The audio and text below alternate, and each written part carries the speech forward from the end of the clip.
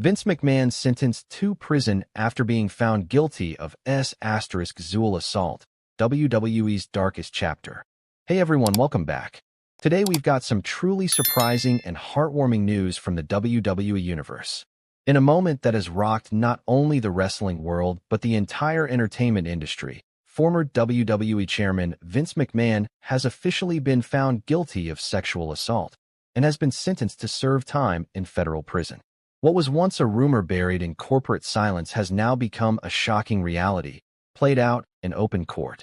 The era of Vince McMahon is over, and his legacy will never be the same again. In today's video, we're breaking down the final verdict, the courtroom drama, the response from WWE, and what this means for the future of professional wrestling. The verdict shocks the world.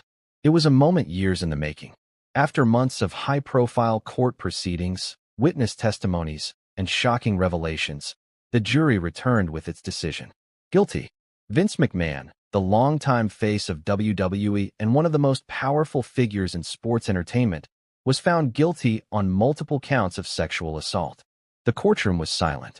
Then gasps. The man once hailed as the mastermind behind WrestleMania now stood emotionless, as the judge handed down his sentence. 15 years in federal prison.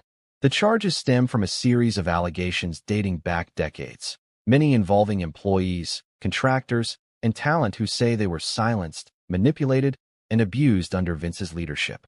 A pattern of abuse. The trial wasn't based on a single incident. It was the culmination of years of investigative reporting, lawsuits, and testimonies. At the heart of the case were 4 primary victims, all of whom took the stand, sharing harrowing stories of abuse and betrayal. Each woman told a similar story. Vince used his power to coerce them. He promised fame, contracts, or career security. And when they refused or resisted, he retaliated by terminating contracts, blackballing them from the industry, or offering hush money. One woman, identified in court as Jane Doe No. 3, said through tears, "He told me no one would believe me, that I'd be ruined if I spoke out. I was 22 years old, and he was a billionaire." Court documents revealed that WWE funds were allegedly used to pay out millions in settlements over the years, something that became a key argument for the prosecution. The courtroom drama. The trial itself was unlike anything seen before in professional wrestling's history. Held in a packed federal courtroom in New York City, it drew massive media attention. Every day, reporters waited outside to capture reactions from attorneys, witnesses, and former WWE talent. On the stand, Vince McMahon pleaded not guilty. His legal team argued that the encounters were consensual or never happened at all. But the evidence told a different story. Emails, internal memos, recorded conversations, and financial records all painted a damning picture. Even more shocking was the list of names subpoenaed in the process: former superstars, board members, and even family. Stephanie McMahon, Vince's own daughter, was called to testify. Her emotional appearance revealed the deep fractures within the McMahon family. "I didn't want to believe it," she said. But over time, it became clear something was deeply wrong. WWE's internal chaos. Backstage, WWE was in chaos. As the trial intensified, sponsors pulled out, board members resigned, and stock prices plummeted. Triple H stepped in as head of creative and operations, but was visibly shaken in public appearances. At one press conference, he said, "This is not the WWE we want to represent. We support the victims, and we are cooperating fully with authorities." Internally, WWE began a top-down restructuring effort. A third-party investigation was launched. Policies around HR, talent safety, and executive oversight were rewritten. And perhaps most notably, Vince McMahon's name was stripped from the WWE Hall of Fame. The victims speak out. After the verdict, several of the victims spoke publicly for the first time. At a press conference held by their attorney, they stood side by side, some in tears, others defiant. "We were told we were liars, gold diggers, that we wanted fame, but we just wanted justice," one said. Their attorney praised their courage, saying, "These women went up against one of the most powerful corporate figures in America, and they won." A movement is now building to create a support fund for others who suffered abuse in the wrestling industry. The hashtag Justice for Wrestling Women has begun trending on social media. Linda and the family's silence. One of the more disturbing elements of the trial was the silence of Vince's inner circle. Linda McMahon, his wife and former head of the Small Business Administration, declined to testify.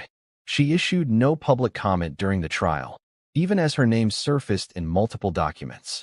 Court filings suggest she may have signed off on at least 2 of the settlement payments made during her time in WWE leadership. Shane McMahon remained absent, while Stephanie McMahon, as mentioned earlier, distanced herself entirely. In a post-verdict statement, she said, "My father's actions are not representative of the company I helped build.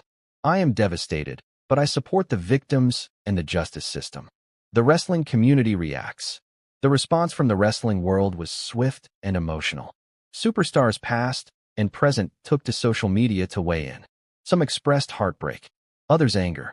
Becky Lynch tweeted, "We believed the rumors for years. We heard the whispers. Now we know the truth. My heart is with the victims."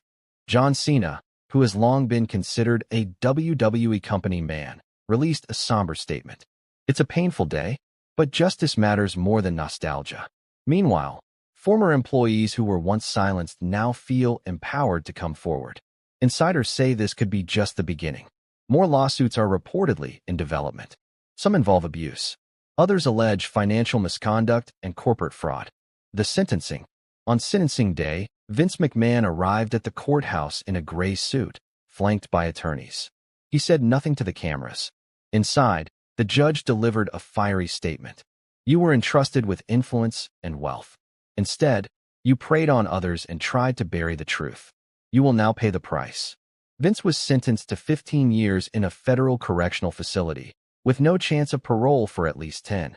His attorneys have already filed a notice of appeal, but legal experts say overturning the verdict will be nearly impossible.